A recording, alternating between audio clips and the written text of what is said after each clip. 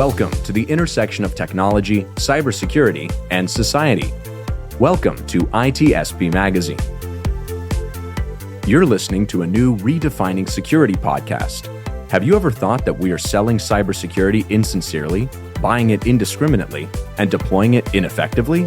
Perhaps we are. So let's look at how we can organize a successful InfoSec program that integrates people, process, technology, and culture to drive growth and protect business value. Knowledge is power, now more than ever.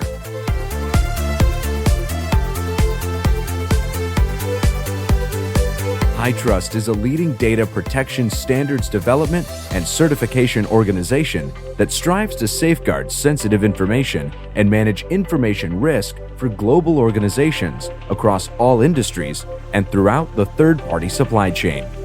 Learn more at hightrustalliance.net. Imperva is the cybersecurity leader whose mission is to protect data and all paths to it with a suite of integrated application and data security solutions. Learn more at imperva.com.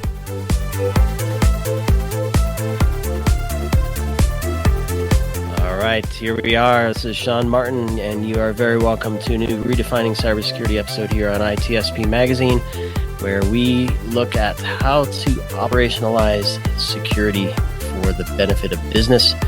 And there's a lot to unpack in that broad category of conversations.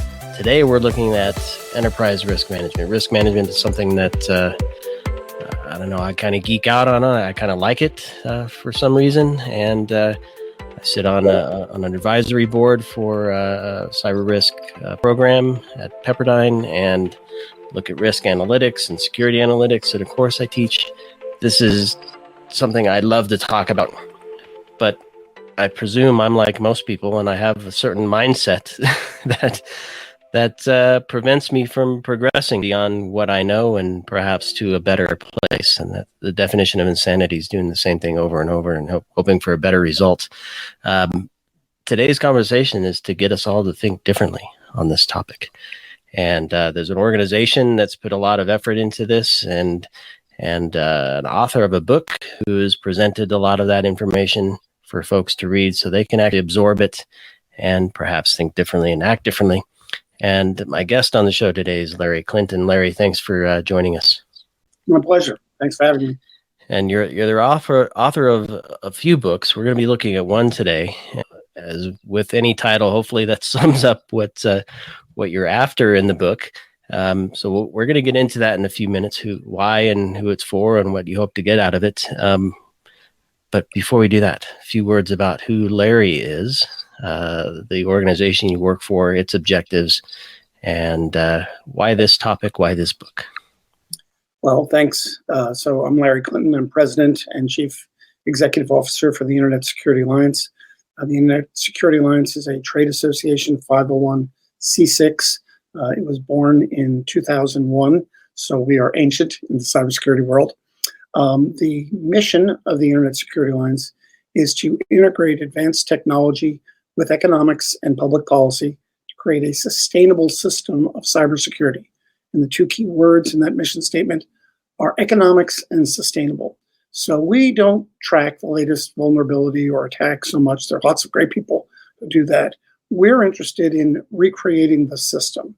We're interested in creating a new, secure, sustainably secure cyber system.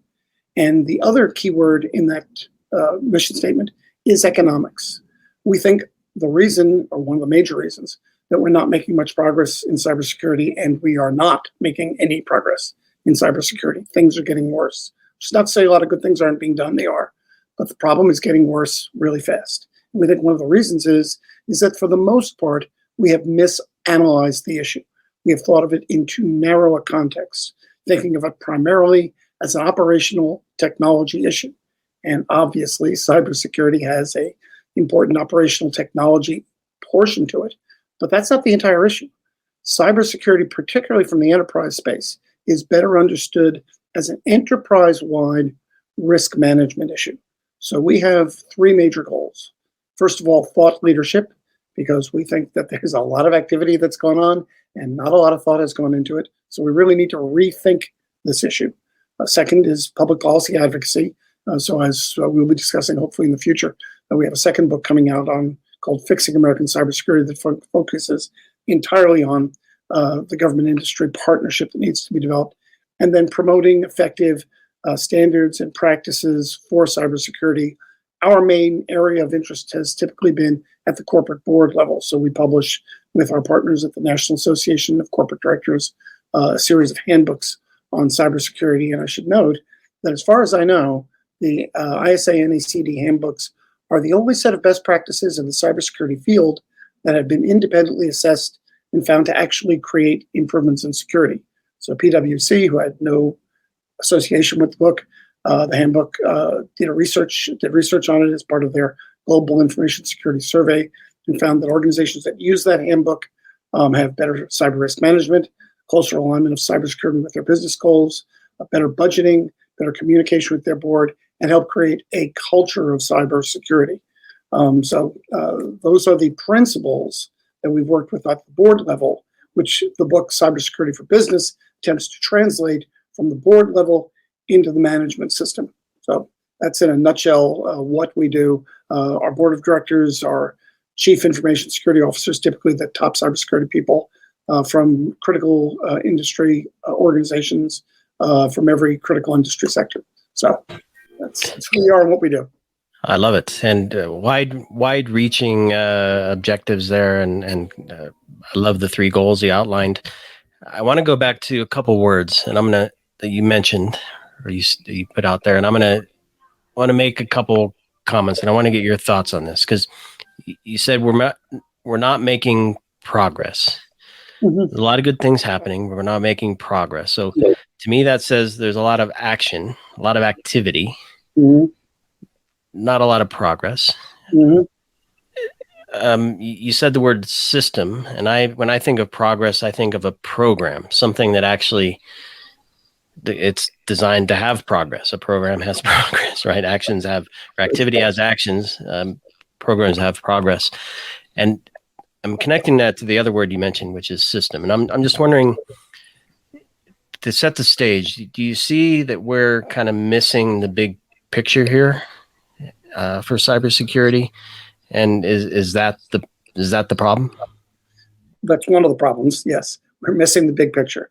So most of the work that has been done on cybersecurity focuses almost entirely on the technology. And as I said, the technology is just how the attacks occur. In order to really solve the problem, we need to get at why the attacks occur. And the reason the attacks occur is almost always economic. The Verizon reports, excellent work they do, says 94 to 96% of the cause of the attacks is financial. And even if we start looking at a geopolitical level, we look at the Russian attacks on our election system, for example, that is best understood from an economic context. That's a cost-reward issue for the Russians. In that case, it is a political reward as opposed to a financial reward. But still, the better way to understand this issue is by looking at it from an economic perspective. And the reality is, we do not have an economics model for cybersecurity. I mean, we do have sophisticated economic models for financial relations and management and environmental controls, etc. There is no such thing in the cybersecurity field. So we are not focusing on the core cause of the problem, which is the inverted economics of the digital age. So in brief, this is what that is. Cyber attacks are cheap and easy to acquire. It's a great business model to be a cyber criminal. They're incredibly profitable. It's a $2.2 trillion a year industry going to 10. Meanwhile, on the defender side, we are defending an inherently porous perimeter. It's hard to show return on investment to things that are prevented. The private sector is being asked to take on national security functions. And by the way, we get no help from law enforcement. We successfully prosecute less than 1% of cyber criminals. So that's the problem. It's not the fact that we don't have enough standards, and most of the work on standards. And that's good work on standards. But the problem is that all the economic incentives favor the bad guys. We have to rebalance the economics of the digital world in order to really get at the core cause of the problem. And is that something you get into in your book? Absolutely, certainly. All right, so let's go there. So first off, what was the catalyst for this book? I know with the ISA, you do a lot of work to kind of help frame what's going on and to help organizations think through how they're approaching cybersecurity. Why the book? Well, the book was really, this book, Cybersecurity for Business, was really born out of the work that we have been doing at the corporate board level for really the last 10 years. As I mentioned, we produce with our partner, the National Association of Corporate Directors, this set of handbooks, which, by the way, is the most popular publication that NACD has, outstripping their publication on director compensation. So they'll tell you how much they care about this book. And we now have versions of that handbook on 4 continents in 5 different languages with a wide range of government and industry partners. DHS and DOJ endorse our book here. The German government's endorsed the German version, the OAS for the Latin American version, etc. So we have established this overarching approach at the board level for how boards need to be looking at cybersecurity, which in short is to move away from the previous model, which was this technocentric IT focus. And of course, there's a technology issue, but it's not the whole issue. It's a broader issue. And instead, boards are now moving towards understanding cybersecurity from an enterprise-wide strategic business point of view, not just from the technology point of view. That needs to be woven in. So the book comes out of that. So we had already defined how we think boards need to be better understanding and implementing cybersecurity at their level. Cybersecurity for Business, what we needed was what happens at the management level if the board is moving in that direction. And there's a lot of evidence that indicates boards are moving in that direction towards a more strategic view of cybersecurity that is enterprise-wide. If that's happening at the board level and you're part of the management team, what does that mean for you in management? What does that mean for your structure? What does that mean? What roles does your HR department have? What roles does your audit department have? What roles does your risk management department have? In fact, how are you going through your cyber risk assessment? Because the cyber risk assessment model is also broken in the main. I mean, there is some good innovation in that space. But that's what we felt we needed to provide in the book, is that handshake between the board and management.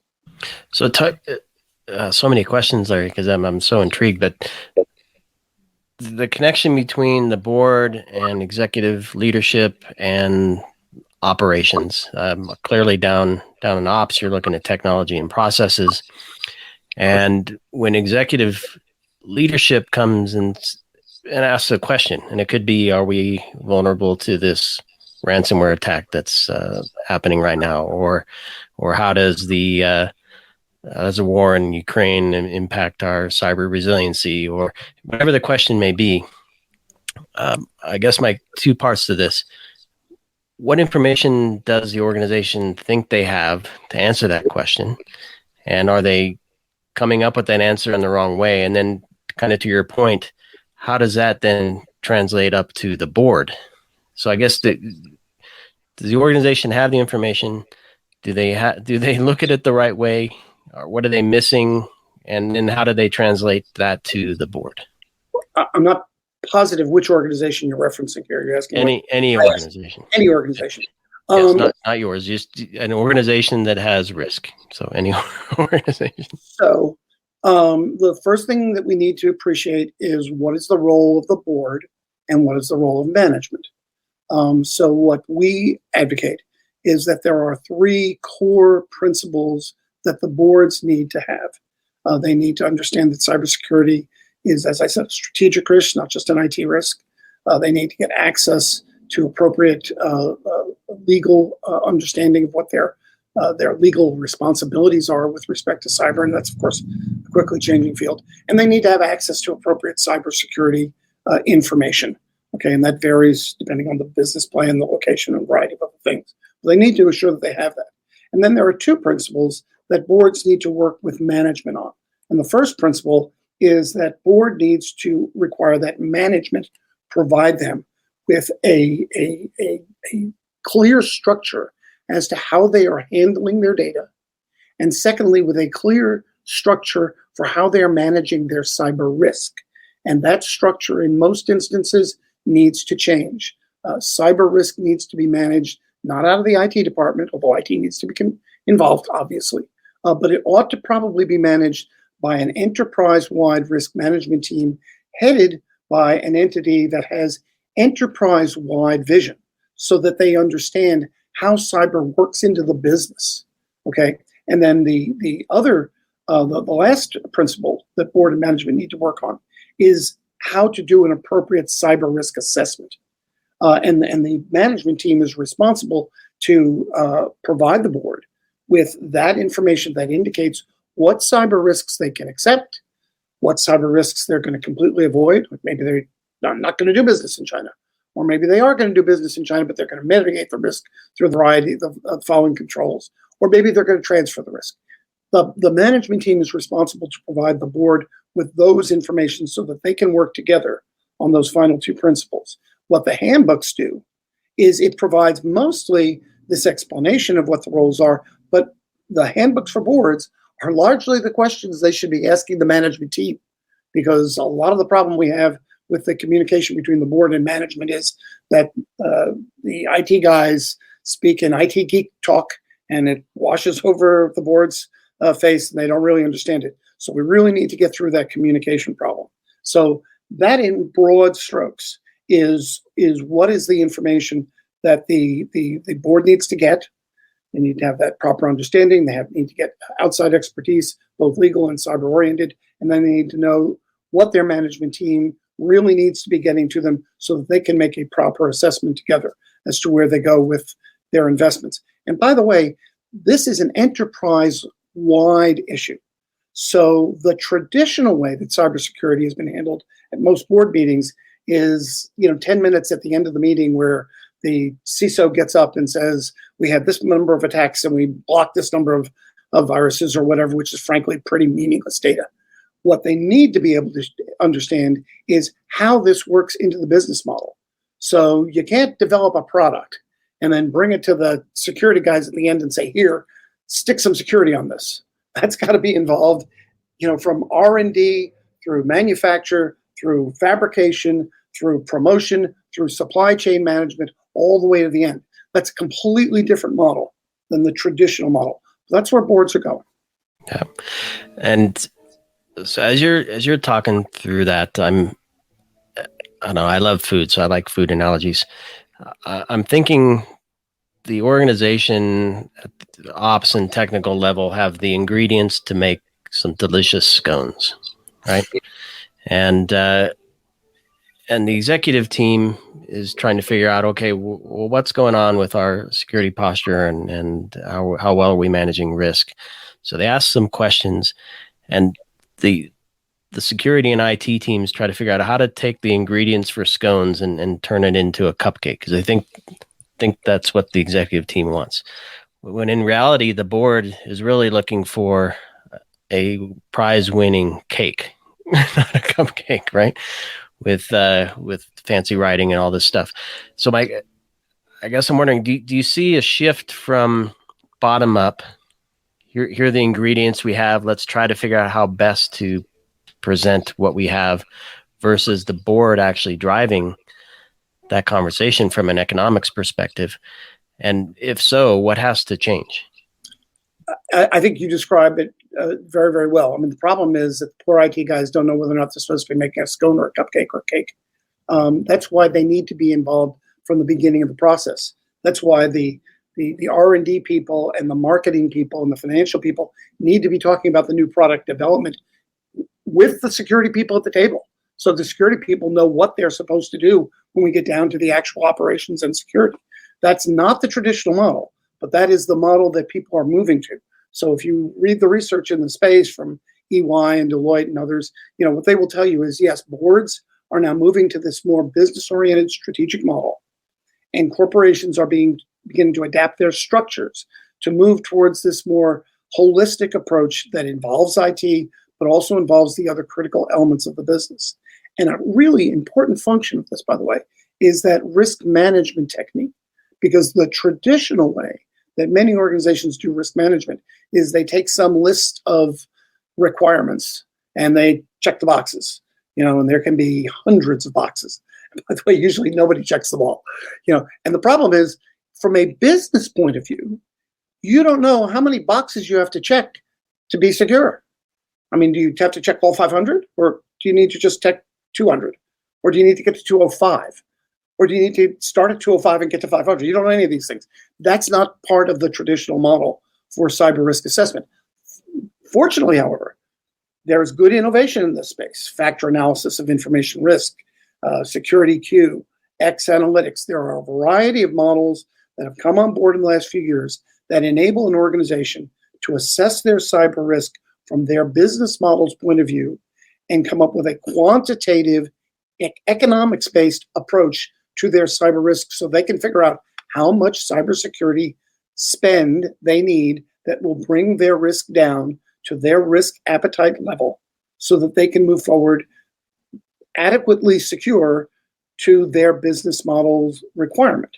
Now, by the way, this gets into the public policy. The public sector analyzes risk at a commercial level. The government analyzes risk at a national security level. So we have a gap there. And that's another issue that we have to deal with. But do we have to begin by having the organizations, and they're moving in this direction, to adopt more of these sophisticated enterprise-wide economics-based cyber risk assessment systems, so that the communication among the executive team, the entire executive team, is much better. And that way the communication between the board and the executive team can be better. And we believe that that will lead to a better culture of security. And frankly, that's why we wrote Cybersecurity for Business. What we hope is that the explanations we provide in those chapters would enable an organization to move into this new world of enterprise-wide cyber risk management. So let's dig into that enterprise-wide risk management, which there's that wide thrown in there. I'm familiar with enterprise risk management. That doesn't necessarily mean enterprise-wide risk management, if I'm going to take a guess here. Yeah. So using the book as the core here for that, what does the book offer to help businesses begin to have a conversation that are truly enterprise-wide? What's in the book? Specific sections or chapters or whatever? So it starts with a chapter that attempts to reorient the way we think about cybersecurity, to think about it more from an economics point of view and not just a technical point of view. Again, there's an important technical component, but it's a lot more than that. From there, we then go to the board, and we try to identify what are the board's responsibilities, how are they distinct from management. And from there, we move into cyber risk assessment, and we talk about these assessment tools and why the previous models don't work, and these other models are better for an organization, so they can calibrate cyber risk from an economics point of view. The succeeding chapters really go, if you will, department by department. So if you are going to adopt this better board structure and corporate structure and better risk management process, how do we implement that? How do I implement that since I'm running HR? What are my cybersecurity responsibilities with respect to HR? How do we? What are my cybersecurity responsibilities in the general counsel office? What are my cybersecurity responsibilities in my supply chain management offices? What is my cybersecurity responsibility in the audit process? And then we also deal with a couple of more generic sorts of issues, such as how do we establish a culture of security, or how do we deal with cybersecurity in the case of a merger, an acquisition, or how do we deal with cybersecurity in the case of an event, and what is the role of communications and human resources and frankly public relations in an event? I mean, public relations traditionally are not thought of as part of the cybersecurity calculus, but actually, if you have a major cyber event, you need your public relations department, and they need to understand what you're doing and why, because they're the ones who are going to have to manage a lot of the reputational risk that could be very damaging for you. So that's what the book attempts to do, is try to pull all that together in 12 chapters. And I'm going to take a wild guess that if you don't get the first chapter, quote unquote, right, the rest of it, you're going to be working on using missing information, bad data, faulty analysis, and I guess it's the economics. And to me, that's really the crux of this. So maybe if you can, if there's something from the book you can pull, or some other experiences you can share with respect to the economics of this, because if it's a business, they probably get the economics, but can't connect it to cyber risk. If it's a technically driven company that understands cyber risk, they're probably not going to get the economics part of this right. So maybe something to help us understand what the economics piece is. Well, you have to understand, first of all, that this is an economics issue, and you need to be treating it at the appropriate level. So as I said, when you are, let me put it this way: if you're on a board of directors, there is now not a single significant business decision that doesn't have an IT component, a cybersecurity component to it. You're doing you're innovating, you're launching a new product, you're coming up with a long international supply chain, you've got major new cyber risk. You're doing a merger and acquisition, you've got major new cyber risk. You're entering a new market, you're going to have major new cyber requirements. There's virtually nothing that you have to deal with that doesn't include a cybersecurity component to it. Now, that's new. That generally has not been the case previously. So that calls for understanding and bringing cybersecurity into the discussion at a different level. So what you would need to do is appreciate cybersecurity kind of the way you would appreciate finance or legal. No board, no management team ever makes a significant decision without talking to finance people and the legal people. In the 21st century, no board or management group needs to be making a major decision without considering the cyber risk that it involves. So you start there. That means that you alter where you discuss cyber risk. That means you alter who discusses cyber risk. That means you adopt different models for assessing your cyber risk. And probably you have different requirements for all the people you work with. Excuse me, both internally and externally. Your supply chain becomes very, very important. When you ask about the economics, another critical element, very difficult for a modern organization to work through, is how are you going to do digital transformation? Virtually every organization, probably in the world at this point, has already decided to make use of the wonders of the digital world to enhance their business. New markets, new ways to deal with employees, new product lines, etc. And virtually all of the wonders of the digital world come with enhanced risk. So a voice over internet protocol is much more efficient and cost effective than traditional copper wire cybersecurity, but much more vulnerable. Going to the cloud, depending on which cloud you go to, can dramatically enhance your cyber risk, but is almost impossible to run a business nowadays, without using the cloud. Same thing with long international supply chains. It is almost impossible to compete in most of the technology world unless you use long international supply chains, which dramatically enhances your cyber risk. So as you transform your business economically for growth and profitability, you are simultaneously expanding your risk from a cyber point of view. And you need to weave that into the business plan so that you're merging the economics of profitability and growth with the risk to your intellectual property, to your reputation, to your contracts, et cetera, et cetera. So it's a much more complicated calculus than people have traditionally viewed. And I'm trying to figure out how to ask this question because it seems like it's math. You said calculus, but I mean, we hear organizations trying to determine the return on security investment, right? And that basically, in my view, says we're operating our security program efficiently, right? We didn't waste a bunch of money on tools and staff and process building and we're actually combating the threats that we're facing, quote unquote, successfully, right?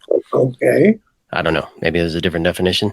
And then there's the idea that you can extend it beyond just return on security investment to a return on investment. So how does that bake into the overall return for the company?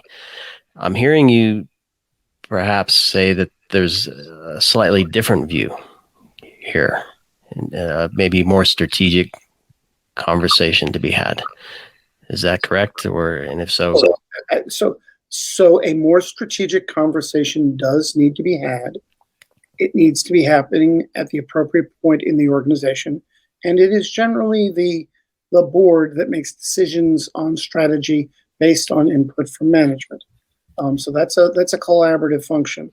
Generally, the board, if you're talking about overall strategy, so overall strategy being, are we entering a new market? Are we starting a new strategic partnership? Are we developing new partners someplace? Those are kind of strategic decisions.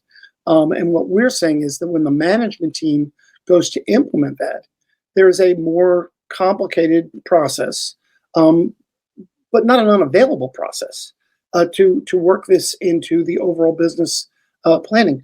By the way, we do this in all the other areas of business. If you want to do, if you look at financial risk, you look up the definition of financial risk in a lot of textbooks. There are no words. It's an equation. Right. So doing this, this kind of process for environmental risk, financial risk. Problem is that the cybersecurity field is so young. It's 20, 25, 30, maybe 30 years old. And as I said before, we don't have a sophisticated economic model for this. ISA received a proposal a little while ago from Oliver Hart, who's the Nobel laureate, 2016 Nobel laureate in economics, asking us to work with them on developing the first economic model for cybersecurity. It doesn't exist. We do have this in all the other areas, most of the other areas of our business operations. So what we're talking about really, in a broad sense, is upgrading the cybersecurity discipline so that it looks a lot more like the other disciplines that we use when we manage a business.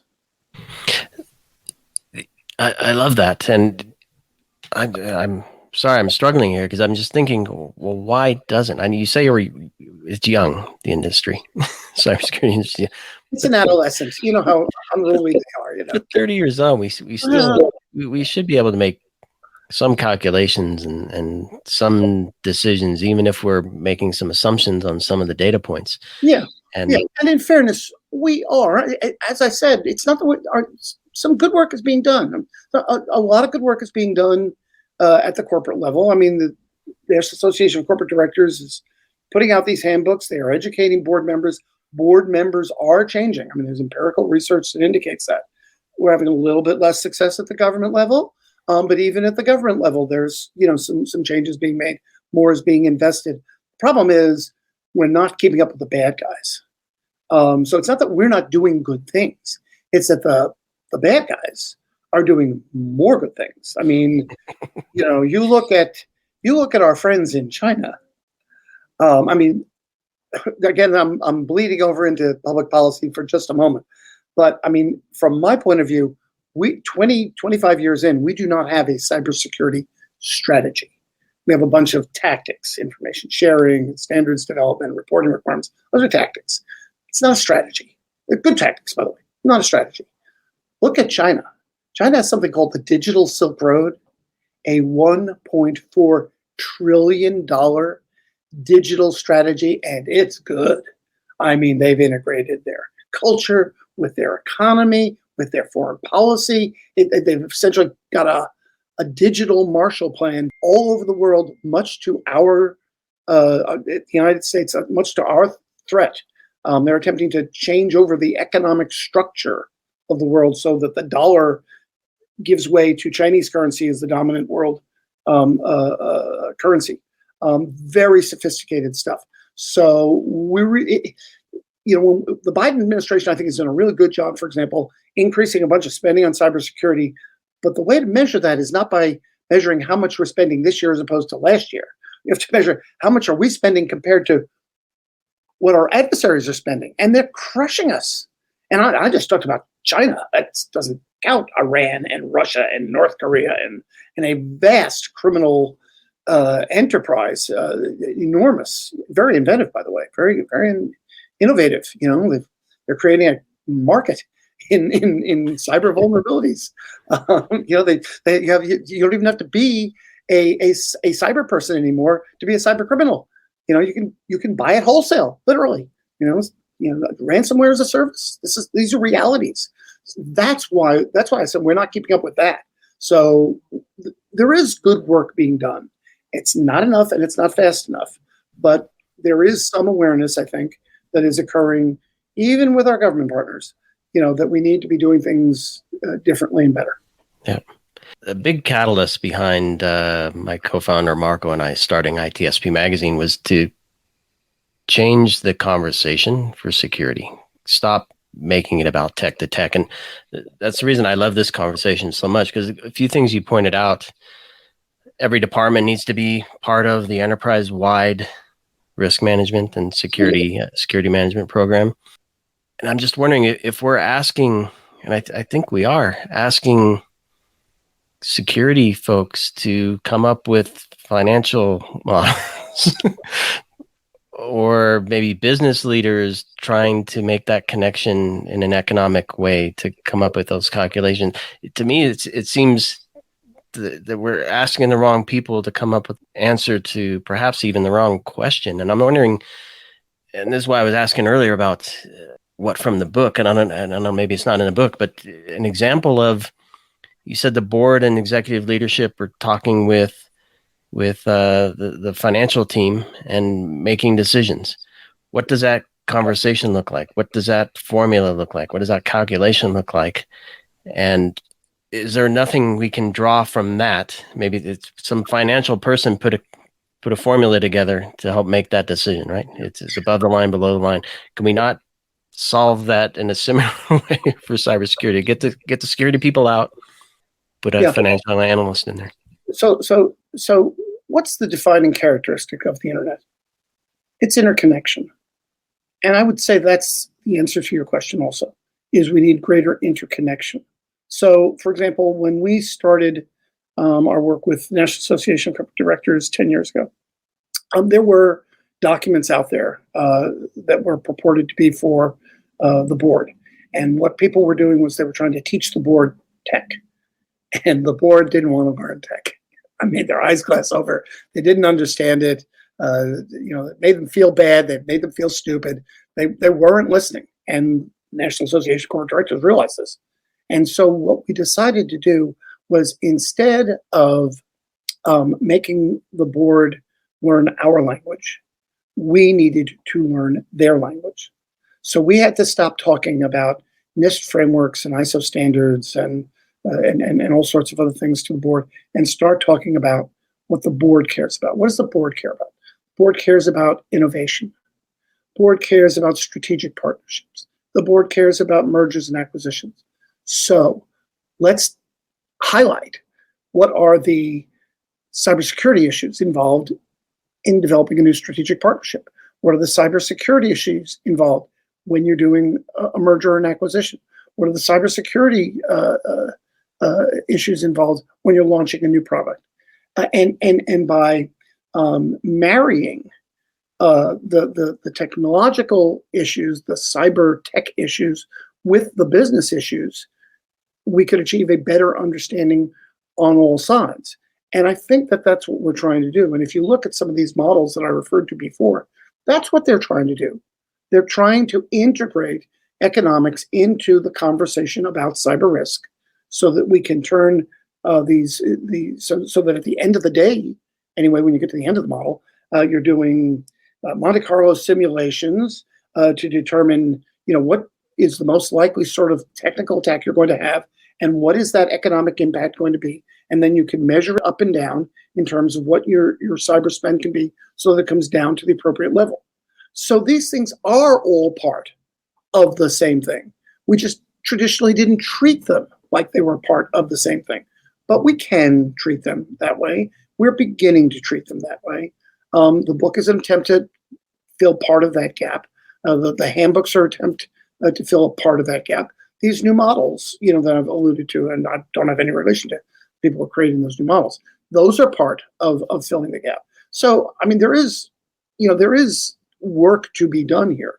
But I agree with you completely. We need to change the conversation. I mean, we just finished, actually won a couple of awards for a program, a social media program we did last year called Rethinking Cybersecurity, which was a series of blogs that went through all of these issues and said, we need to rethink cybersecurity. And at the end of that program, what we had was members of Congress saying, hey, we need to rethink cybersecurity. The chairman of the Homeland Security Committee and the House Homeland Security Committee and the acting director of CISA, which is Cybersecurity and Infrastructure Security Agency, typical government name. But people started, using this terminology. So I think what you're doing is the Lord's work. We have to get that kind of messaging out there. People have to know that there is a different way to think about this, that it's not just tech and ops. Tech and ops is important, but so is strategic partnerships, so is financial exposure, so is developing a positive corporate culture. There's lots of things that are involved in creating a sustainably secure cyber structure, and we need to bring them all together. So there are, to go back to your analogy before, there are lots of ingredients that have to go into the cake. And actually, yes, they're in different parts of the store. We're going to buy the eggs over here. We're going to buy the flour over here, the sugar over here, the milk over here, and we're going to mix it all together through a plan, that talks about how we integrate all of these things together. We can do those things. We haven't done them that well so far, but we're moving. Yep, I love it. And I'm going to attempt to wrap with this thought of an economics-driven strategy that supports operations enabled by or through technology, but not just through IT and security. It has to be across all departments. So I think that flow, and I think it probably lines up well with the structure of your book as well. It does. Leading to each department on having a role and responsibility. And I think that's the key, because I've had some conversations looking on this channel, looking at the relationship between departments, HR and InfoSec, engineering and InfoSec. And I approach them from a relationship perspective, those conversations. And I think what I like hearing from you in the book is the responsibility of those departments. Mm-hmm. So yes, there's a relationship, and that's important, but I think the responsibility is key as well. I agree. It's part of the job. Yep. Part of the job in HR is to do cybersecurity. Part of the job in audit is to do cybersecurity. Part of the job in legal is to do cybersecurity. It's not the guy at the end of the hall. Hopefully we'll have a chance, Larry, to dig into some of those topics in the future. A quick question before we wrap. You mentioned your campaign, Rethinking Cybersecurity. Is that campaign and those blogs, are they still available? They are all available on the ISA website, isalliance.org. By the way, one quick note, we don't sell anything. Okay, so we don't sell any services or products or anything. I guess we sell the books now. Well, you probably know there's no money in writing books. But all our stuff is open source. So people go to the ISA website. It's isalliance.org, and they get access to all the blogs and a whole bunch of other stuff, including chapter summaries of this book. Love it. Yeah. So I'm gonna ask you kindly to share a link to that campaign, if you can, and we'll link to that here, because I think it sounds like there's a lot of stuff in there that would be super helpful. Of course, a link to the book will be there. Cybersecurity for Business, organization-wide strategies to ensure cyber risk, not just an IT issue, as we discussed today. And Larry, I know there's another book coming, looking at policy. Perhaps we'll have a chance to talk about that one down the road. And I really enjoyed this conversation. It certainly got me thinking, and hopefully those listening are thinking as well. And with that, I want to thank everybody for joining us for this Redefining Cybersecurity episode here on ITSP Magazine. Larry, thanks so much. Keep well. We'll chat again soon. I'll look forward to it. Thank you very much for the opportunity, Joe. Imperva is the cybersecurity leader whose mission is to protect data and all paths to it with a suite of integrated application and data security solutions. Learn more at imperva.com. HITRUST is a leading data protection standards development and certification organization that strives to safeguard sensitive information and manage information risk for global organizations across all industries and throughout the third-party supply chain. Learn more at hitrustalliance.net. We hope you enjoyed this episode of Redefining Security podcast. If you learned something new and this podcast made you think, then share itspmagazine.com with your friends, family, and colleagues. If you represent a company and wish to associate your brand with our conversations, sponsor one or more of our podcast channels. We hope you will come back for more stories and follow us on our journey. You can always find us at the intersection of technology, cybersecurity, and society.